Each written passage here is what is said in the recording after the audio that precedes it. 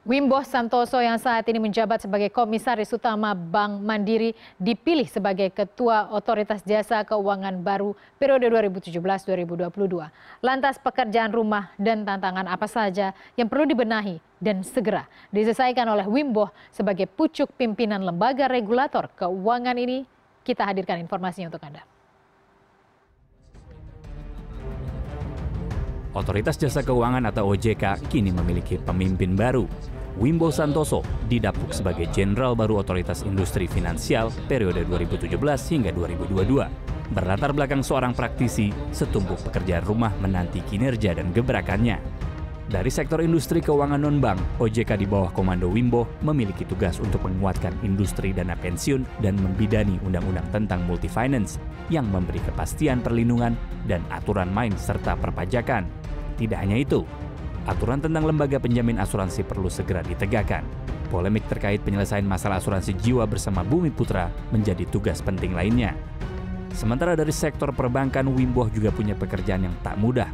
Ia harus mampu memperluas pasar, meningkatkan literasi dan inklusi keuangan, serta melakukan konsolidasi pada tingkat perbankan. Persoalan berat lainnya adalah OJK diwajibkan untuk menurunkan angka rasio kredit bermasalah yang dalam beberapa tahun terakhir menghantui sektor perbankan. Selain itu, menggerek pertumbuhan kredit ke level 2 digit menjadi tugas berat bos OJK periode 2017-2022. Pasalnya, hingga kini pertumbuhan angka kredit Indonesia masih berada di level 1 digit. Pada sektor pasar modal, tugas penting yang diemban Wimbo yakni memperbanyak jumlah emiten dan investor pasar modal serta memberantas investasi bodong yang selama ini meresahkan masyarakat.